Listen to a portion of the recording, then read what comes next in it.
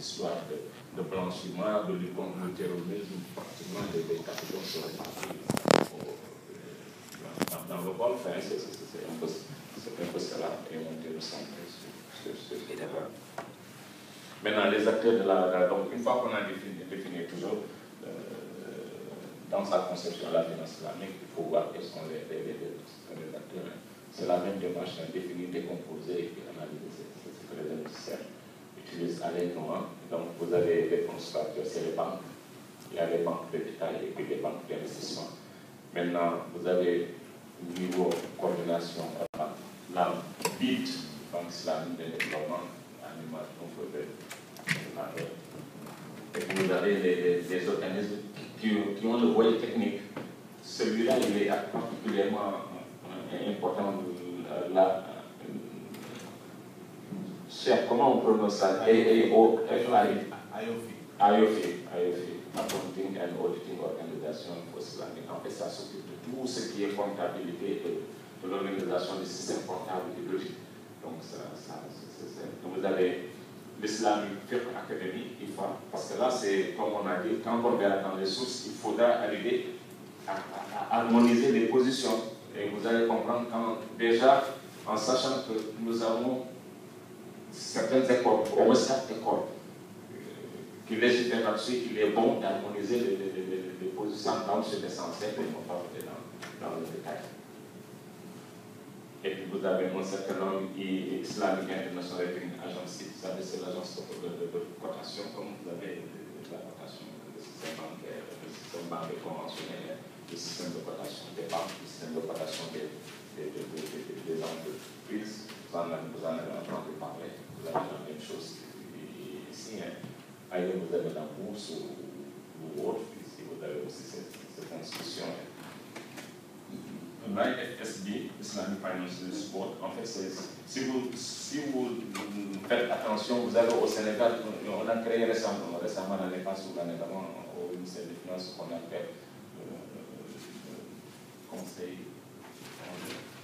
Il y a un organisme, j'ai oublié le nom, qui s'occupe de la qualité des prestations des services. Donc, sans compter la réglementation bancaire qui vous impose d'afficher vos conditions de banque. Mais il y a au niveau du ministère des Finances l'observatoire de la qualité des services financiers qui est gauche un peu cela. Mais en fait, c'est dans le même esprit. Et puis vous avez maintenant d'autres organismes de développement et de promotion, comme l'Association internationale des banques islamiques, l'International Financial Market, parce que là aussi, qui dit intermédiation financière, du marché interbancaire, du marché financier, cela va de soi, mais en tenant compte des spécificités de la finance islamique. Et puis vous avez l'IASP, Islamic Banking and Insurance, c'est l'assurance.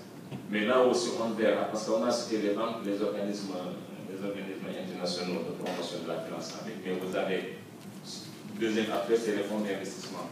C'est fonds de conventionnels, mais ils ont comme objectif de regrouper les investisseurs dans l'objectif de préserver le capital pour civiliser le rendement des capitaux investis, en tenant compte de la charia. C'est ça qui est important. Parce que là, on le verra dans les principes. Vous avez de l'argent, vous ne pouvez pas faire n'importe quoi. De toute façon, pour taquiner, c'est comme c'est le début de l'année musulmane, on vous souhaite bonne année 1434. Mais n'oubliez pas le zakat. Alors, donc, c'est un accord. Je ne sais pas où c'est, mais hier, je sais que hier, notre imam nous a fait un coup de dur sur la zakat. Donc, on l'a rappelé, surtout pour les collègues banquiers là, qui ont des comptes, etc. Donc, maintenant, vous avez la société d'assurance, c'est-à-dire la finance islamique aussi à embrasser ce volet particulièrement important. Et certainement, les chefs vous donnera des sources, vous trouvez ça dans. Tout le monde a entendu parler de la Sourate Youssouf, peut-être que dans les cas ça, et puis l'histoire du Bédouin qui avait vu le professeur, qui vont trouver le professeur en disant que j'ai confié mon chameau à Allah, subhanahu wa ta'ala, je commence d'abord par attacher votre chameau avant de le confier à Allah. Donc c'est une anecdote qui est assez connue pour le décours, sinon c'est comme d'assurance, mais la forme va certainement différer. Maintenant, quelques données statistiques, c'est un peu pour vous donner l'évolution, hein, donc là c'est des données. Vous avez vu le total des avoirs. En 2011, c'est des estimations, hein, presque 1300 milliards, comme on a dit. Et puis, vous voyez, la progression est assez extraordinaire, hein, 15-20%. Et puis, la répartition selon les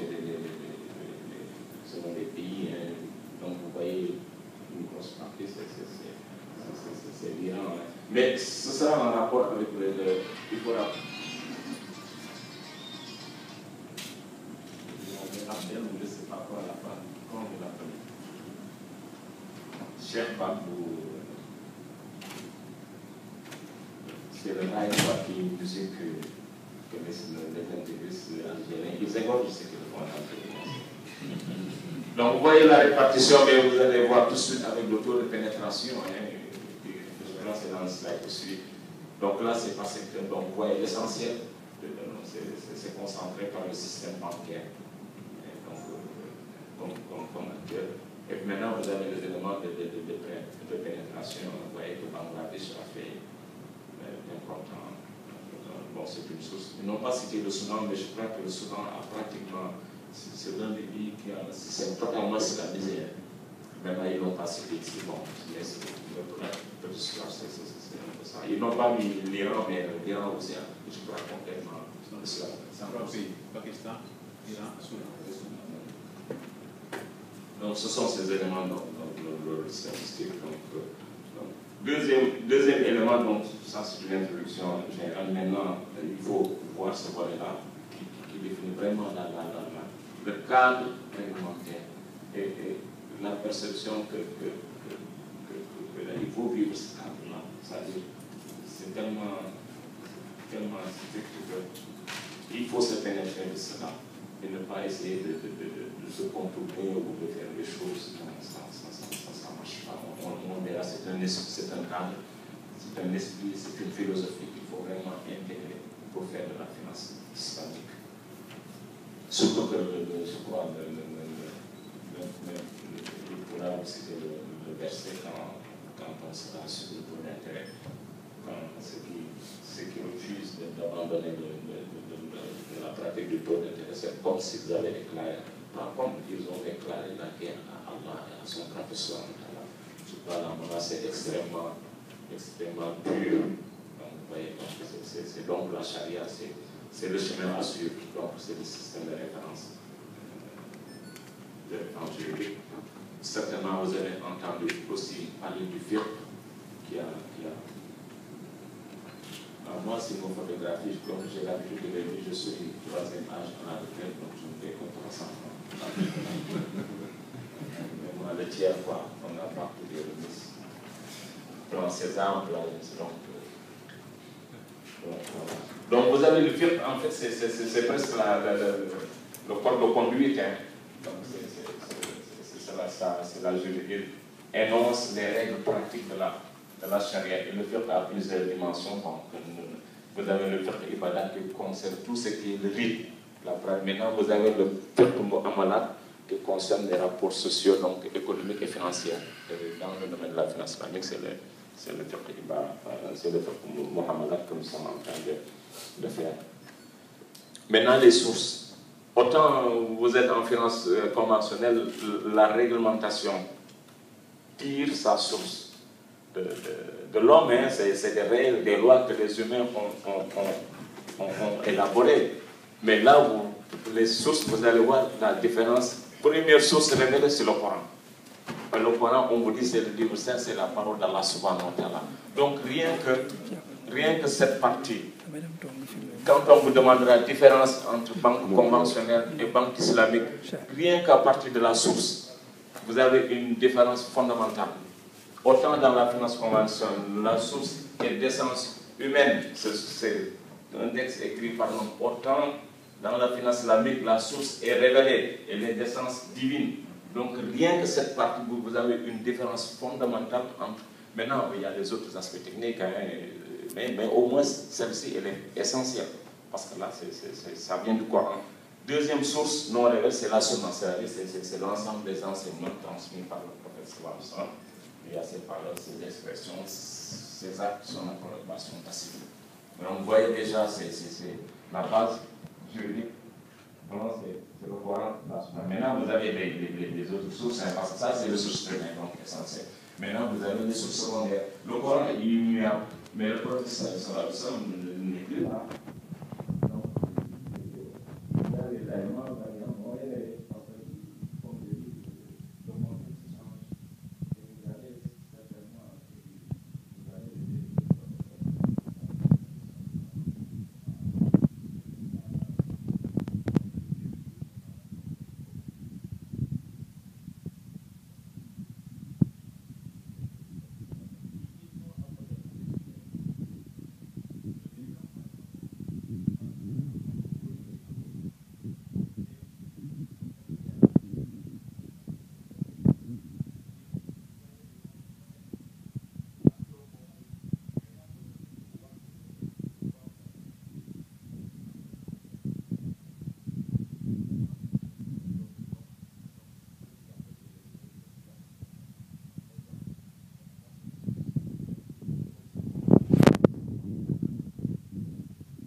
on est à 3 heures de vol et demi ou à 4 heures de vol. On est vraiment, c'est des pays africains et qui ont même des connexions directes avec Dakar. On est à un taux de bancarisation de 60%, 10 fois plus. Ça veut dire, si je suis tunisien aujourd'hui, j'ai 10 fois plus de chances qu'un Sénégalais d'accéder à un service financier. C'est énorme. C'est comme si vous me dites, si je suis à l'école, mon enfant, je l'envoie à l'école de Ouakam, et mon voisin envoie son enfant à l'école de Mermoz, c'est comme si, en allant à l'école de Ouakam, j'ai 10 fois plus de chances de réussir que celui qui a envoyé son enfant à Mermoz. C'est juste une caricature, un exemple. Donc 10 fois plus de chances, c'est important. Maintenant, j'ai voulu, juste à travers ce lien, expliquer pourquoi on est arrivé à ce 60% de taux de bancarisation, et donc un accès plus facile. Maintenant, supposons que ces 6% dont on parle, avec la microfinance, on peut attendre au Sénégal un taux de 22%. Mais la microfinance reste ce qu'elle est, elle joue un rôle important, mais ce n'est pas un rôle moteur dans le développement de la PME. C'est quand même un rôle moteur dans la vulgarisation de la culture financière et l'accès quand même à un service financier par la population la plus rurale et la plus dure. Donc il joue un rôle important, la microfinance. Donc supposons même que ce taux est de 22%. Même si je suis aujourd'hui une PME et qui accède à ce service, j'ai un problème après. Est-ce que ça veut dire que je puisse, supposons que j'ai aujourd'hui un compte à la BCAO, à la Société Générale, à la B6, à toutes les banques, à la Banque Régionale de l'ERS, etc. Même si j'accède aujourd'hui à un service, et j'ai le droit d'ouvrir un compte, et on me donne un fonds de roulement pour fonctionner, qui est l'équivalent d'un mois de chiffre d'affaires, et on me donne un mois de revolving pour financer le stock de mon fonctionnement, qui me donnera un crédit, moi, société de transport, pour financer les 4 camions sur une durée de 4 ans? Très peu. Et s'ils le feront, ils vont me demander des garanties hypothécaires, des terrains, des usines, ma maison, la maison de ma femme, de mon père, de mes parents. Souvent, moralement, c'est très difficile pour nous. Moi, je me rappelle la première fois où j'ai voulu accéder à un crédit, le banquier me disait, est-ce que tu as? Je lui ai dit, mais comment je peux avoir? Moi, j'ai 27 ans, je viens de travailler, j'ai même pas encore des parents. Mais tes parents en ont un. Je me suis senti tellement agressé du fait qu'il m'a demandé d'hypothéquer les maisons de mes parents. Comment il ose permettre ça? Faites compte. Tout ça, c'est subjectif. Mais pour vous dire que la garantie hypothécaire pour une PME naissante est une caractéristique fondamentale dans la culture du crédit de la banque. Partout dans le monde, sans exception. Maintenant, pourquoi ce produit est important qu'on va présenter aujourd'hui? Le produit qu'on va présenter aujourd'hui, il enlève, avant même d'aller dans les fondamentaux, et c'est liaisant avec la charia et la finance islamique. Pourquoi il est important? Le crédit bail ou un ijara est important parce qu'elle enlève cette contrainte systématique de demande de garantie. Pour donner un crédit bail ou un ijara ou un leasing à une PME, on n'en a pas besoin automatiquement de garantie hypothécaire. Et si aujourd'hui on enlève ce besoin systématique de garantie hypothécaire pour accéder à un crédit, vous serez tous d'accord avec moi que la probabilité qu'une PME accède à un crédit devient plus probable. La probabilité qu'on ait un accord de crédit devient plus importante. Parce que je peux démontrer que je suis une bonne société, que je suis un bon manager, un gestionnaire, que j'ai un marché important à Dakar. Ça, je peux le montrer. Mais en m'éliminant la garantie hypothécaire, avec ses caractéristiques positives, je peux y accéder au crédit. Le crédit bail est ça. Le crédit bail, c'est un outil de financement des besoins d'équipement ou des besoins en investissement de la PME, en considérant comme la garantie ou la source de garantie principale et le bien d'équipement financier lui-même. Donc je vous donne un camion en crédit bail, ma garantie est le camion, ce n'est pas le terrain que je pourrais vous demander. Ça, c'est la garantie principale. La garantie secondaire, mais qui est aussi très importante, qui est la viabilité du projet. Est-ce que le projet est viable? Est-ce que le gestionnaire, le propriétaire du projet est un monsieur sérieux professionnellement? Est-ce que sa moralité financière, pas la moralité personnelle, n'agira que Dieu, mais la moralité financière, son comportement avec ses clients, son comportement avec ses fournisseurs, est-il crédible? Est-ce que lorsqu'il promet de payer son fournisseur dans 90 jours, il le fera ou pas? Est-ce que lorsqu'il promet de livrer la marchandise ou les services à ses clients dans 15 jours, il le fait ou pas? C'est ça la moralité financière et économique. Si le businessman, le manager est bon, on y va. Et la viabilité du projet est bonne, on peut donner réponse positive à une demande de crédit par crédit bail. Donc voilà ce qu'on va découvrir un peu ensemble. Mais avant d'aller dans le détail technique, j'ai voulu partager avec vous aussi ce que le crédit bail a fait dans les économies développées, ce que le crédit bail a fait dans les économies africaines. Et une fois on fait ça, je reviendrai pour mieux définir le crédit bail, pour mieux définir le mécanisme de crédit bail, pour qu'on le maîtrise tous. Et je parlerai plus tard, qu'est-ce qui fait qu'un contrat de crédit bail puisse être considéré ultérieurement comme un contrat de Ijara répondant à tous les critères de la Sharia islamique.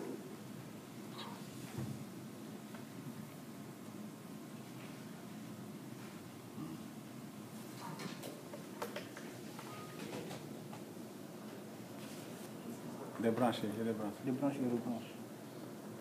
Je débranche. Ah, je ne suis pas très bon avec la technologie. Je suis bon au crédit bail, mais pas avec la technologie.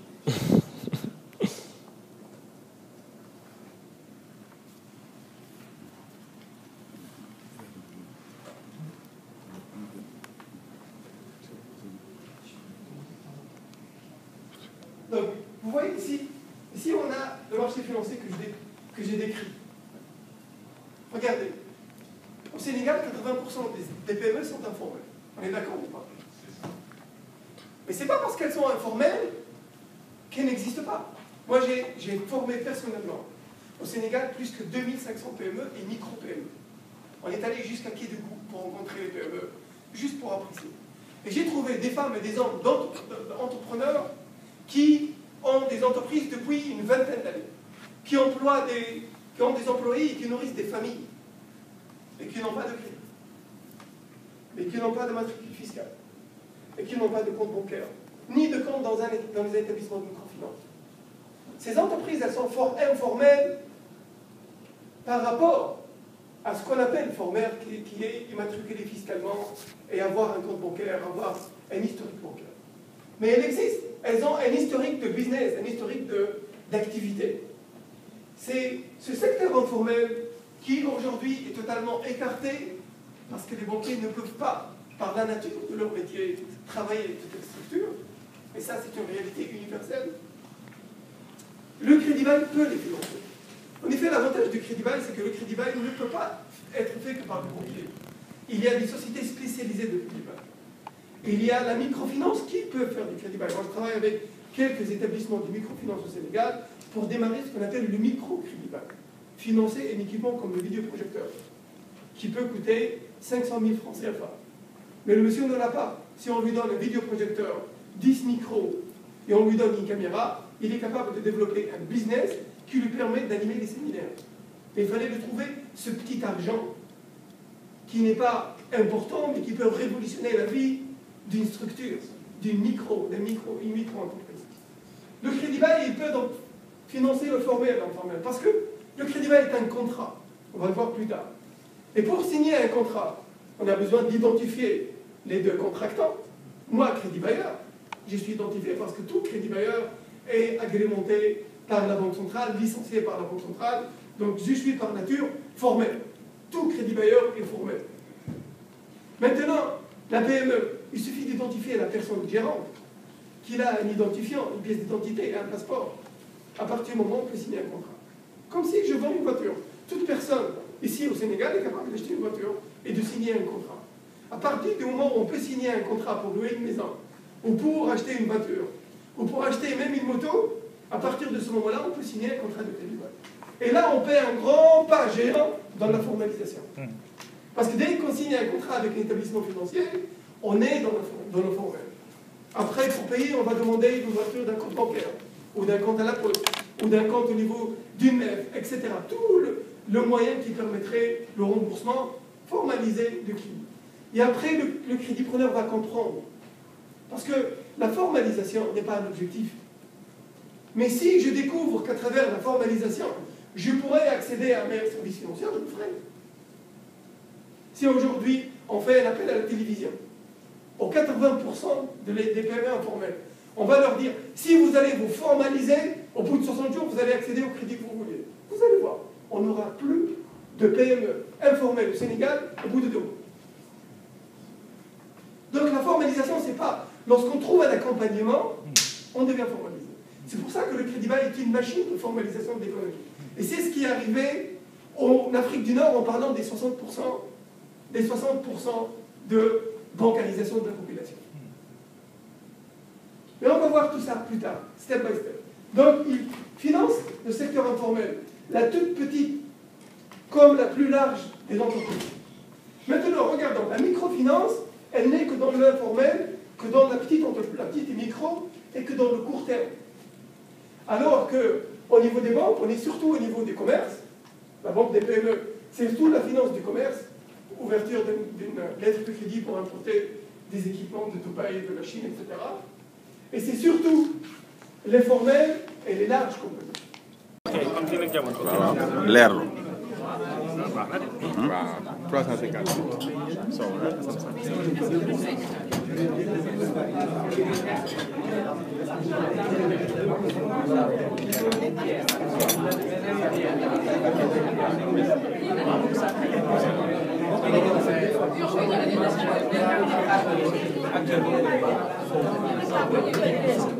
Peut-être promotion.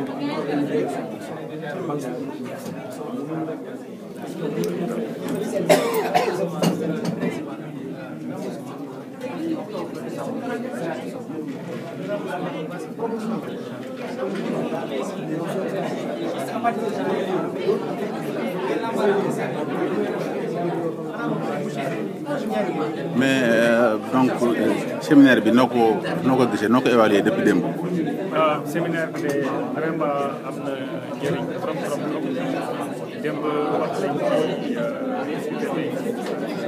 ci participants yi ci opportunité finance islamique ñoom wax nañ vraiment seen tawat porteur de projet yi ñuy xaar baax a baax finance islamique réglé seen problème waxtaan bi amoon na solo lool tey ci suba moom ci formation bi docteur Adama Dieye moo koy def commencé na ci introduction wax na ci suuf si muy alquran sunna yeneen xiyaas ci kaw yokkal sa baat ak après par la suite ngoon si war nañu wax ci dugg ci produit yi proprement parlé expliquer fonctionnement bi parce que finance islamique dafa am côté charia am côté technique bi xam naa dinañ ci bu baax a baax wax ci ay produits comme murabaha mudaraba musharaka ay salaam wax njëriñ am ci biir produit bu ne am solo la waaye dinañ jéem a sukk gi nag dina xaw a jafe trop moo traduire ko ci wolof mais maanaam daal mooy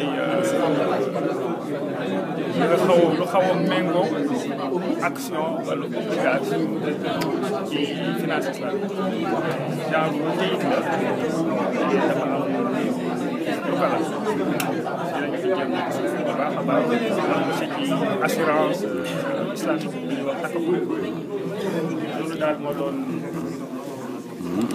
loolu daal moo doon principal séminaire pendant 2 jours loolu daal di yëngatu bu sortir séminaire ba nit ñi dinañ jëlee njëriñ am solo loolu lañ ci doon seetlu di sant yàlla bu baax l'objectif a été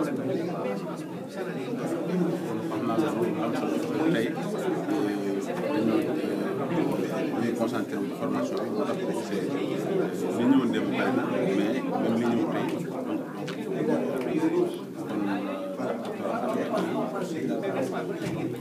brillé ndax vraiment introduction bi am na solo trop trop trop après débat bi dem donc doon na débat bu am solo boo xam ne waxtaan nañ ci bari defe naa daal lu am solo la wax war nañ continuer di am te comme ni nga ko waxee war nañoo dajale ñu opérateur économique comme ni mu ko waxee ndax mbir mi banquiers yi ñoom toujours ñu ngi def ay mise à niveau waaye nag les opérateurs économiques ak ñi nga xamante ne ñooy population bi clients yi ñoom itam war nañu am ay programme yu bari yu ñuy def donc pour sensibiliser leen wax leen lan mooy finance islamique comme ni nga ko waxee am na nee na UNICEF am na recette boo xamante bi même sax ñu ngi ci l'islam gannaaw yàlla ci xam après ci la ko jaarale léegi moo tax loolu loo xamante ne bii kon war nañoo yeneen programme yoo xamante ne bii dina gën a yaatal gën a xam ne lan mooy finance islamique ba ñi xamul man koo xam ñi ko yor seen xaalis tam xëy na ko dugal feneen ndax mën naa rek def surtout nag problème agriculture ndax produit boobu ñu wax salam doon lu am importance loo xamante ne bii comme ni nga ko waxee am na ay dérogation yu def waaye kii baykat bi am dina ko permettre mu am xaalis boo xamante ni avant muy bay man koo bay am xaalis kii jënd itam dina am possibilité mën a jënd ak prix bu ndaw loolu itam defe naa dañ ko waxtaane ci ñaareelu xaaj kon xam naa ñu ngi war a dem ndax pause bi jeex na incha allah dinañ defaat yenn réaction